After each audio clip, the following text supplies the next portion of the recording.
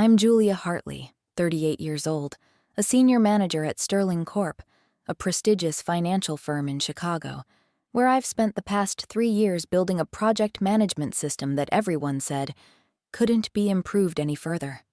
And I'm also the wife of David Hartley, the CEO, the man I once believed was my partner, in work, in life, and in the future. We first met when I was still working as a freelance strategic consultant, and he had just been promoted to deputy director. He told me I made him see the full picture.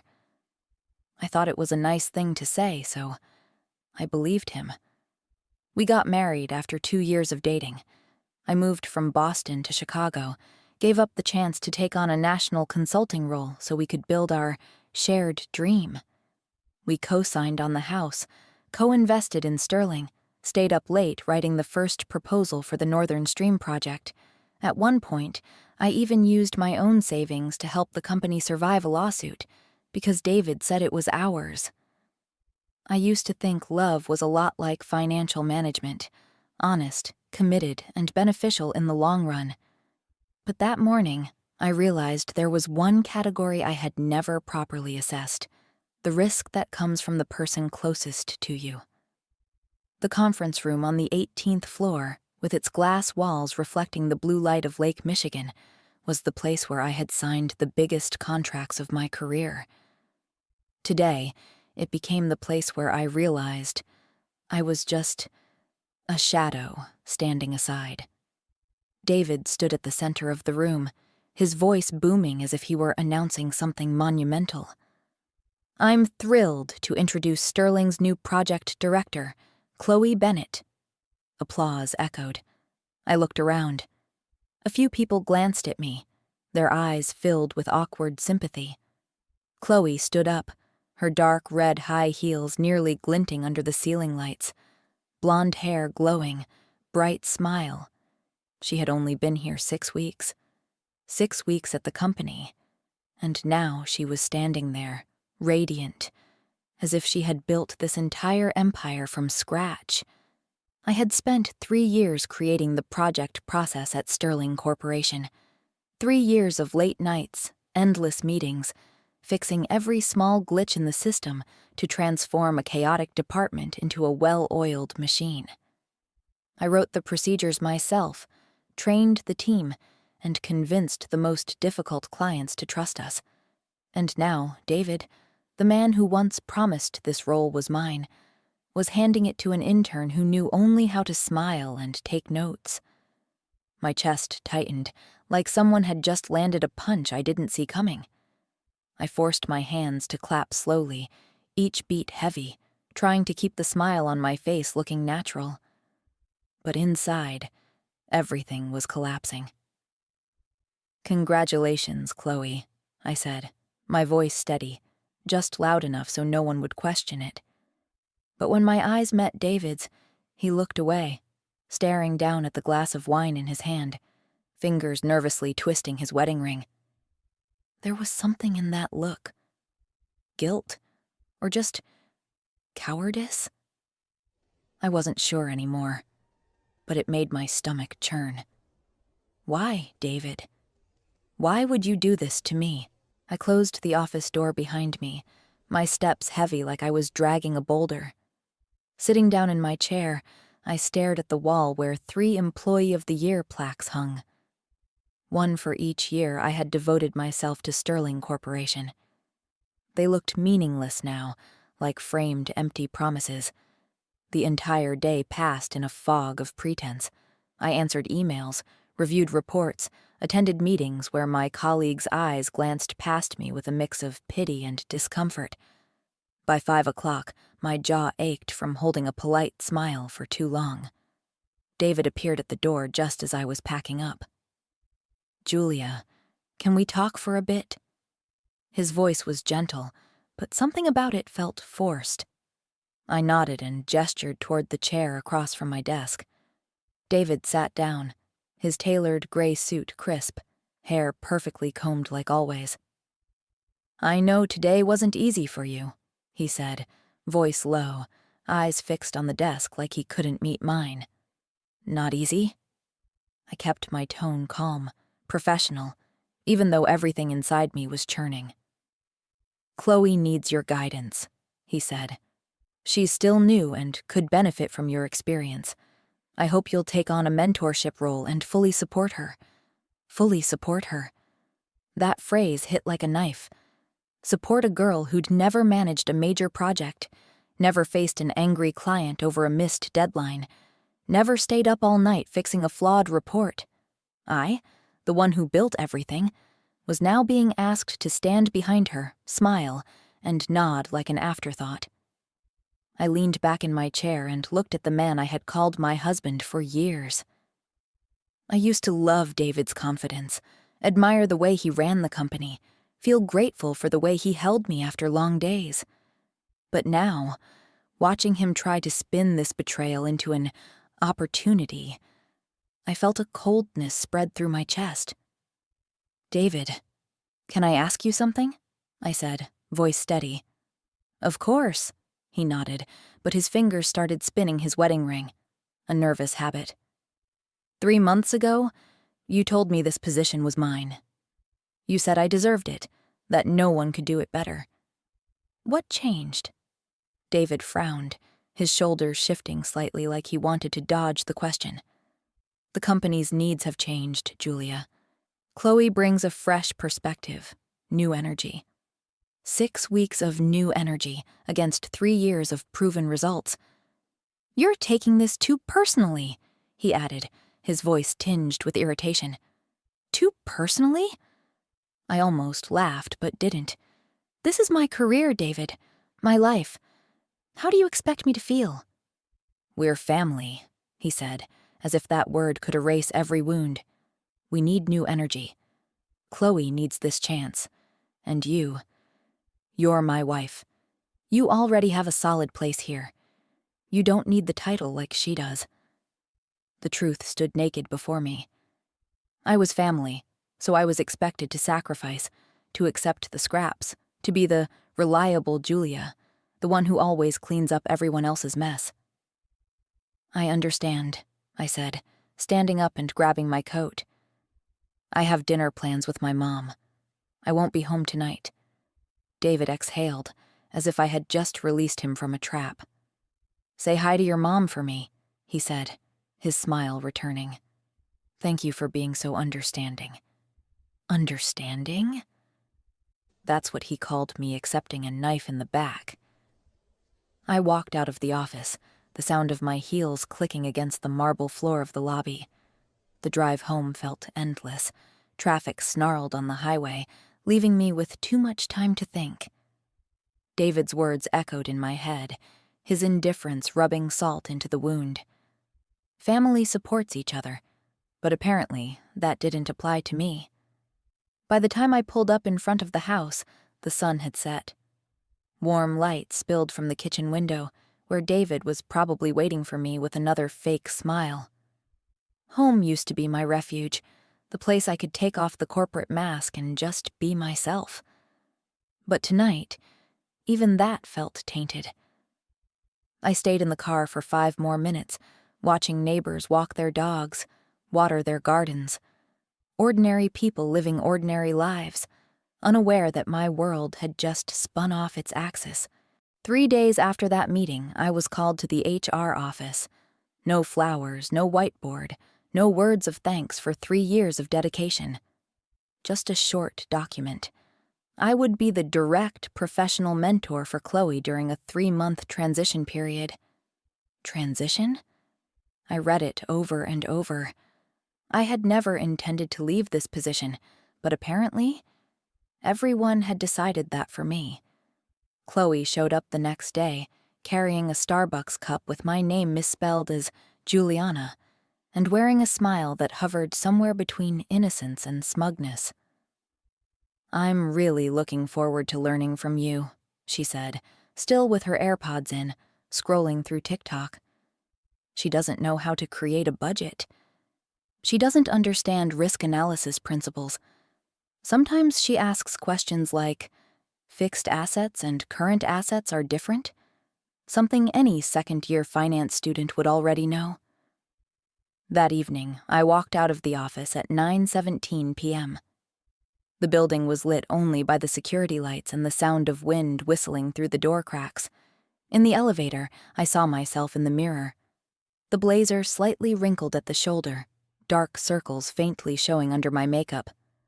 I barely recognized the woman staring back. And then, as I passed the lounge on the lower floor, where Chloe and David were chatting with a few people from the design department, I heard her giggle. "Oh, David, you always know how to make me blush." David. Not Boss David. Not Mr. Hartley.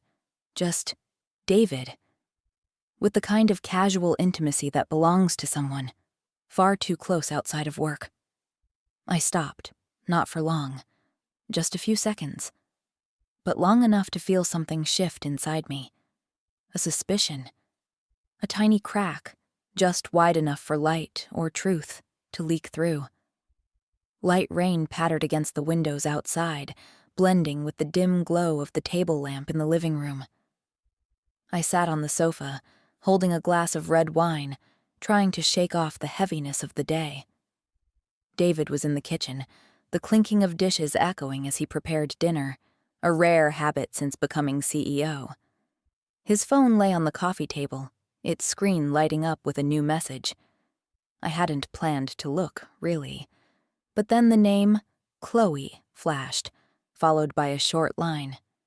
"Dave, see you at the usual spot tonight." My heart stopped. I set down the wine glass, hands trembling, and unlocked his phone. The password was still our wedding date. A stream of messages appeared, each line like a knife. "Last night was amazing. Don't let her get suspicious, okay? I can't wait until we're together again." I sat there, numb, the glow of the screen lighting my face, making the tears I couldn't hold back glisten. David hadn't just betrayed my career, hadn't just trampled on my work to hand the project director role to Chloe. He had betrayed our marriage vows. Chloe, the 25-year-old with the dazzling smile and sugar-coated words, wasn't just a favored intern. She was my husband's lover. I heard David's footsteps coming from the kitchen, his quiet humming like an insult. I quickly locked the phone, wiped my tears, and lifted the wine glass, pretending to sip just as he walked in. "The beef stew's almost ready, sweetheart," he said, grinning, without a clue. I nodded, lips curving into a fake smile. "Great, honey." But inside, a cold fire had begun to burn. The next day, I walked into the office with a new kind of resolve. I would continue mentoring Chloe, just as David had asked, but not for him, and not for the company. I would do it to protect myself, to reclaim what was mine, my dignity, my respect, and the truth. Chloe entered my office at 9 a.m., holding a pastel pink notebook and wearing a smile that sat somewhere between smug and sweet. "Julia, I'm really excited to learn from you," she said, her voice so sugary it made my jaw tighten. "Thanks, Chloe," I replied evenly, motioning for her to take a seat. "Today we'll go over the new Prosperity Group project. They're the company's biggest client, making up 35% of our revenue." Chloe nodded, but her gaze drifted, like she was thinking more about dinner plans than the numbers I'd just mentioned. For the next 2 hours, I guided her through the project management system, explaining each step of the process. She scribbled notes quickly, but every question she asked only revealed how little she knew. "If new Prosperity Group calls and complains about the timeline, what should I do?" she asked, tapping her pen on the desk. "Listen, apologize, and provide a realistic timeline, with some buffer," I said, watching her lips purse like it was all too complicated. "But what if they threaten to cancel the contract?" I looked her straight in the eye, my tone calm but cutting. "New Prosperity Group is this company's backbone. If we lose them because of poor handling, 50 people will lose their jobs, including you." Chloe blinked. Her hand froze midair. Then she smiled again, as if I were joking. Every mistake Chloe made, I documented. A misdirected email to the wrong client. A deadline she missed because she forgot to check her calendar. A client call she promised to handle but pushed to me at the last minute. I saved it all in a hidden folder on my computer, each entry time-stamped, every slip noted in detail. At the same time, I started digging deeper. One afternoon, when the office was nearly empty, I logged into the company email system. My admin rights were still intact. I found emails between David and Chloe, and they weren't just about work. Meet me at the Langham, Boston, 8 p.m. I made sure you got the position, don't worry. She's hurt, but she's predictable. She'll do whatever I ask. She has no other choice. Every word felt like a cut to the heart. David saw me as a placeholder, a babysitter for his clients until his precious mistress was ready to take over. And the worst part? He was right about one thing. I had been predictable. I had accepted every slight, swallowed every disappointment, smiled after every insult because I believed that, in the end, love would be repaid. But I didn't let my emotions take control. I saved the emails onto a USB drive and carefully wiped every trace of access. Outside working hours, I kept up appearances, smiled at Chloe, answered her clueless questions, even praised her in front of David so no one would suspect a thing. One day, as I passed by David's office, I saw Chloe inside, legs crossed, holding a folder but staring at him with full attention. David pretended to be serious, but when he saw me walk by, he raised his voice. "Julia, thank you for mentoring Chloe so well. She's really improving." I smiled, softly, like I didn't know a thing. But I walked faster, afraid I might not be able to hide the disgust. Colleagues started noticing.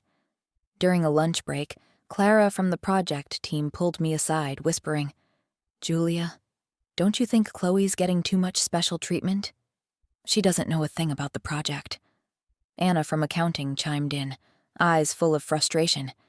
"They're too close. You should be careful." I shrugged, pretending not to care, but inside, I knew they were only scratching the surface of the truth. I didn't tell them what I'd found, but their whispers fueled my resolve. I wasn't just protecting my dignity, I was preparing to expose the truth to the whole company. Every day, I built a detailed report, not just on Chloe's incompetence, but on David's favoritism. I wrote every line with the precision of a lawyer preparing for trial, recording every piece of evidence, emails, texts, call logs, and each time Chloe failed to handle a client. I knew I couldn't stay at Sterling Corp much longer. Not because I wasn't capable, but because I couldn't keep working in a place where truth was twisted by power and deceit. I started planning my exit, not as a failure, but as a statement. I would send the report to the board of directors, not out of revenge, but to make sure the truth saw the light of day. And when I walked away, I would take my dignity with me, something David and Chloe could never steal. One morning, a month later, I sat at the kitchen table in silence, the light from the chandelier casting shadows on a cup of coffee gone cold. David had left for the office early, as usual, leaving me alone with my thoughts. I opened my laptop, fingers moving steadily over the keyboard, and began writing my resignation letter. Every word was chosen with care, like bricks laid into the foundation of something unshakable. I didn't write explicitly about David and Chloe's relationship, but the final lines held a razor-sharp undertone. The report I attached didn't just list Chloe's mistakes, from missed deadlines to mishandling key clients. It also included selected copies of emails between her and David, carefully curated to expose the favoritism. I sent the email to David, the board of directors, and HR, my hand steady as I hit send. There was no anger in the act, only a cold, quiet resolve. I was leaving, but I wasn't going to disappear. Then I stood up and changed into my navy blue suit, the one that always made me feel powerful, paired with the pearl earrings my mother left me. Today was going to matter, and I wanted to look like it did. I arrived at the office early, placed a printed copy of my resignation on my desk, the crisp, white envelope centered neatly among my papers. I answered emails, reviewed reports, as if nothing had changed. At exactly 10 a.m., I picked up the envelope and walked to David's office. He was on the phone, looking busy, hair tousled from running his hands through it. When he saw me, he gestured for me to come in, still mid-conversation about next quarter's revenue forecast. He probably hadn't seen my email yet. I sat in the usual chair across from his desk, waiting. When he finally hung up, he looked at me impatiently. "Julia, what is it? I'm booked solid until 3. I placed the envelope on his desk, saying nothing. He looked at it, then at me, his expression flickering with confusion. "What's this?" "Open it," I said, my voice as calm as still water. David slit the envelope with a letter opener, pulled out the letter, and began reading. I watched his expression shift. Curiosity turned to shock, then to panic. His face went pale, then flushed, his hand clenching the paper. "You're not serious," he said, standing abruptly, his chair rolling back. "Is this some kind of joke? A bargaining move?" I sat still, hands clasped in my lap, eyes locked on his. "I'm absolutely serious, David. Chloe is eager. I'm sure she'll manage just fine." He started pacing behind the desk, raking his hands through his hair, his voice rising. "Julia, you can't leave now. Chloe needs your guidance. New Prosperity Group, our biggest client. They're counting on you." "They'll be fine," I replied, my tone unwavering. "Chloe has you to support her, doesn't she?" David froze, something flickering in his eyes. Fear, like he knew I'd seen something I wasn't supposed to. "Julia, listen, I know you're upset about the appointment, but we can talk about something else. A new title, whatever you want." I stood, smoothing the front of my skirt, meeting his eyes. "David, stop. This isn't just about a title. It's about respect, something I've realized I don't have here. Not from you, not from this company." He opened his mouth, but I continued, voice sharp yet composed. "Family doesn't lie to each other about their plans. Family doesn't make me train their mistress without telling me that's what she is. Family doesn't whisper behind my back that I'm predictable and have no other options." David went ghost white, lips moving but no words coming out. "I heard your conversation with Chloe," I said, each word landing like a bullet. Every word. Silence filled the room, heavy like the years I spent trying to prove my worth. David sank into his chair, suddenly looking 10 years older. "Julia, please, can't we talk about this rationally? Maybe you misunderstood?" "I understand perfectly," I cut in, hand gripping the doorknob. "You were right about one thing. I was predictable, always accepting being overlooked, always believing loyalty would pay off. But I'm done being predictable." David's voice cracked as he spoke. "Julia, it was a mistake. What do you want? Just tell me. What do you want?" I turned back to face him one last time. "I want to work somewhere that values what I bring. Somewhere that sees potential, not limitations. Somewhere that doesn't think a 38-year-old woman is past her prime for having new ideas. And with a man who sees me as a wife, not a placeholder." I walked out of his office, leaving him with the letter and a truth he couldn't escape. When I returned to my desk, the phone was already ringing off the hook. Rumors move fast in a small office, and I knew the coming days would be full of noise. But for the first time since that awful day in the boardroom, I felt light. I had chosen my path, and there was no turning back. On a Tuesday morning, I stood in the middle of my rental apartment, the scent of fresh paint and new wood lingering in the air. Boxes were still piled in the corner, unopened, but I wasn't in a rush. This was my new beginning, a space with no trace of David and no shadow of Sterling Corp. It had been 2 weeks since I left the company. I'd spent the time updating my LinkedIn profile, reconnecting with old contacts, and trying to envision the road ahead. My phone buzzed. A strange number lit up the screen. I hesitated, but something in my gut told me to answer instead of letting it go to voicemail. Julia Taylor. This is Rebecca Nelson from Horizon Innovations, came a clear and friendly voice. I hope I'm not interrupting. I nearly spilled my coffee. Horizon Innovations was a top competitor in the industry, known for its forward-thinking approach and a culture that valued capability. Not at all, I replied, trying to keep my voice steady. How can I help you? I'll get straight to the point, Rebecca said. Your name came up in a conversation with Mr. John Carter, a major client of Sterling Corporation. He spoke very highly of your work and recommended we reach out. John Carter, the man I had spent 3 years building trust with, through late nights and weekend calls. I thought he hadn't even noticed I'd left. That's very kind of him, I said, my voice trembling slightly. We're looking for a regional executive director to oversee 3 divisions and manage our largest client accounts, Rebecca continued. Mr. Carter believes you'd be a great fit. Would you like to hear more details? My heart pounded. This wasn't just a job. It was the position I should have had at Sterling Corp, but bigger, better. I'd love to, I replied, more confidently than I felt. Within the hour, I received an email from Rebecca with job details that made my eyes widen. 30% higher salary than Sterling Corp, stock options, and the title of Regional Executive Director.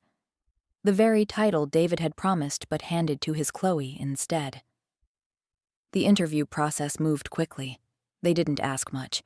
Just handed me a document, 3 stalled projects, a demoralized team, and a regional office in need of a leader. It took me less than 10 minutes to outline a 90-day plan, and by the end of the meeting, CEO Sarah Evans simply said, "Welcome to Horizon." The first day at my new company felt like stepping into a different universe. The building was modern and bright, with open workspaces and seamless technology. But more than that, from the moment I walked in, I was treated like someone who mattered, not like a burden to be tolerated. My direct report, Mia Anderson, who had been managing the division temporarily, could have easily resented my arrival. Instead, she greeted me with a detailed summary of ongoing projects and genuine enthusiasm. I've been looking forward to working with you, she said, as we reviewed the quarterly forecast. Rebecca mentioned your experience managing large accounts. We're struggling with New Prosperity Group, to be honest, and we really need your expertise. Expertise. Not reliable, not steady. Expertise. That difference hit me hard. In my first week, I led strategic meetings, made decisions that created immediate impact. When I suggested restructuring client communication workflows based on my experience at Sterling Corp, Sarah Evans not only listened, she asked me to present to the board. You did this work for 3 years and stayed a mid-level employee? She asked after the presentation, visibly stunned. They said I was too predictable to lead, I replied. Sarah Evans laughed, not at me, but at the absurdity of it. Their failure is our gain. Consistent results are exactly what we want in a leader. The meeting with New Prosperity Group was my first major test. They had threatened to leave Horizon Innovations due to communication issues and missed deadlines. I spent 2 days preparing, pulling on every thread of client relationship experience I'd honed over the years. The meeting lasted 3 hours. By the end, not only did we retain the account, they agreed to expand it by 40%. How did you do it? Mia Anderson asked as we walked back to the office. I listened to what they actually needed, I said. instead of assuming what I thought they wanted. Then I showed them how we could deliver. Word of the new prosperity success spread quickly throughout the company. Other department heads began seeking me out, asking for advice on their own client relationships. I had been in Boston for a week. A small apartment, white walls, windows facing the Charles River. I bought a gray vase and placed it on my desk, not for decoration, but to remind myself. Beauty doesn't have to be loud, only honest. The first 3 months at Horizon were filled with late nights and early mornings. I personally called every former client, rewrote the financial distribution process, and retrained 2 project teams using diagrams I had once hand-sketched back at Sterling. I wasn't doing it to prove anything. I did it because, for the first time, no one dismissed my voice. 6 months later, I stood in the grand ballroom of the Langham Boston Hotel, the lights from the crystal chandeliers glittering across the sapphire silk dress I had chosen for tonight's industry gala. The air was filled with laughter, clinking glasses, and toasts between colleagues in the finance world. I held a glass of champagne, not to drink, but to let the fizzing bubbles soothe the nerves in my chest. Tonight, I would receive the Outstanding Leadership Award from the National Finance Association, an honor I'd never dared dream of while at Sterling Corp. Scanning the room, I noticed a few familiar faces from the past. In a far corner stood David, his light gray suit slightly wrinkled now, his eyes tired, the confidence he used to wear like armor gone. Next to him was Chloe, in a tight red dress, her smile strained, unable to hide the tension. Sterling Corp was in crisis. I'd heard through industry chatter. Major clients like New Prosperity Group and Peace Holdings had left, and rumors about Chloe's incompetence were spreading like wildfire. When the MC called my name, applause erupted like a wave. I walked onto the stage, my heels tapping against the polished wooden floor, heart pounding but step steady. I accepted the crystal trophy from the association's president, the light catching on its surface like it was reflecting my journey. Holding the mic, I looked out at the crowd, and by chance, my eyes met David's. He stood frozen, gripping his glass, as if he knew this moment wasn't just my triumph. It was a reminder of everything he had lost. "Thank you for this honor," I began, my voice clear and resonant. 6 months ago, I never imagined I'd be standing here. I used to believe that loyalty and dedication would be enough to earn recognition. But I've learned that sometimes you have to walk away from places and people that don't value what you bring. I paused, letting the words settle. Betrayal, whether in work or life, is a painful lesson. But it's also a chance to rediscover yourself, to remember that self-respect is something no one can take from you unless you allow it. I looked straight at David, just for a moment, but long enough to see him lower his gaze, unable to meet mine. I'm here tonight because I chose to walk away from toxic relationships and toward a place that values skill, listens to ideas, and sets no limits on potential. The applause thundered. A few former colleagues from Sterling, Mark and Clara, rose to their feet, eyes glowing with pride. But Chloe, sitting beside David, kept her head down, hands twisting her napkin. I stepped down from the stage, the trophy heavy in my hands, but my heart lighter than it had ever been. I had said what I needed to say, not for revenge, but to affirm that I was no longer the Julia from 6 months ago, the woman who once cried in her car, broken by betrayal. As the gala began to wind down, I was chatting with Rebecca from Horizon Innovations when David approached. His steps were slow, as if each one took effort. "Julia, can we talk?" he asked, voice raspy, missing the confidence that had once drawn me in. Rebecca glanced at me, silently asking if I wanted her to stay. I gave her a small nod, and she walked away. leaving me and David alone in the corner of the room, the chandelier's soft glow highlighting the new lines on his face. "Congratulations on the award," he said, eyes fixed on the marble floor. "Thank you," I replied, each syllable quiet and measured, as if I had rehearsed them. "The company's in trouble," David began, hands in his pockets, gaze flickering. "Chloe." She couldn't handle it. New Prosperity Group left. Peace Holdings, too. I was wrong, Julia. About everything. The job and us.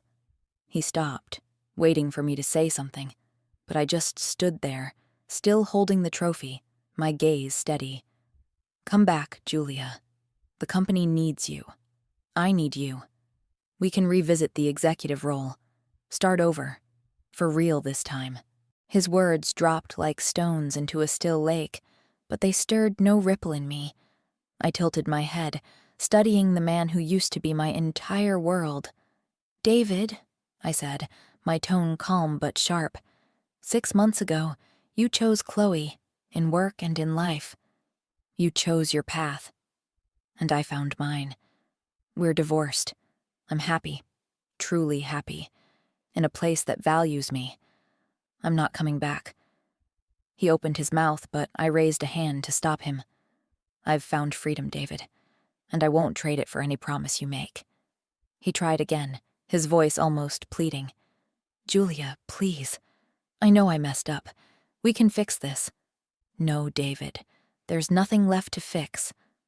I turned and walked out of the ballroom, leaving David standing there, his face full of regret, shoulders slumped under the weight of his mistakes.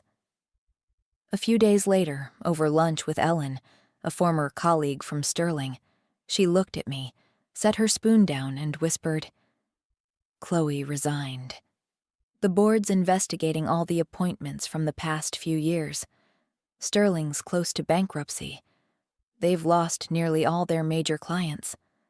I took a sip of tea, eyes drifting toward the window, where autumn had arrived in Boston, leaves turning, falling softly onto rain-dampened streets. And I smiled, not with glee, not with vengeance, not because Sterling Corp was falling, but because I was no longer a part of that chaos. I had found where I belonged, where my worth didn't have to be proven. I stand in my new apartment, morning sunlight filtering through the curtains, casting warm golden streaks across the wooden floor. The crystal trophy from the gala rests on the bookshelf, beside a photo taken on my first day at Horizon Innovations, a radiant smile, bright eyes, as if I already knew I was stepping into something new. I hold a coffee cup in my hands, the warmth from the white porcelain seeping into my palms, and step out onto the small balcony where the plants I've nurtured are beginning to sprout. The early breeze brushes my face, carrying the scent of freshly cut grass from the nearby park, and I close my eyes, letting the quiet wrap itself around me. Freedom. Not the loud kind that comes with grand victories, but the quiet, steady kind. The kind you feel when you know you've found yourself again. 6 months ago, I was a woman standing in the shadows of betrayal, my chest heavy with broken promises and crushed dreams. I once believed Sterling Corp was everything, that David was where I belonged, that loyalty would be rewarded. But now, at Horizon Innovations, I'm a leader, not just managing major projects or guiding teams, but someone who inspires, someone who dares to stand up and say your worth isn't measured by what others think of you, but by what you know to be true about yourself. Every morning when I walk into the office, the greetings from coworkers, the look of trust in Mia Anderson's eyes, and Sarah Evans's nods during strategy meetings remind me that I'm no longer the Julia who was overlooked, pushed aside. I'm the Julia who's been empowered, who chose to walk away from toxic ties to build a future that honors her. I step back inside, place the cup on the table, and open my laptop. A new email from Mr. John Carter, Horizon's biggest client, appears. "Julia, Thank you for the way you handled the new prosperity group project. No one else could have done what you did. I smile, not because of the compliment, but because I know I've found where I belong. A place where my ideas are heard, where my expertise is my strength, where I no longer have to prove my value every single day. That photo from my first day at Horizon, with a smile I never wore during all my years at Sterling Corp, is proof of that journey. From a woman who once bowed her head in pain to someone who now stands tall, confident, and free. I look out the window as the city wakes up, cars gliding past, people living their lives, and I think of David, of Chloe, of Sterling Corp, now just a shadow in the rear view. They no longer have the power to define me. I've left those wounds behind like autumn leaves caught in the wind, and in their place, I've chosen new days, days where every step I take is a declaration that I am enough, that I am worthy. Sometimes, the best revenge isn't retaliation. It isn't proving someone wrong. Sometimes, the best revenge is becoming the best version of yourself, a version that needs no validation from those who hurt you, only the light that radiates from within you, bright and unshakable.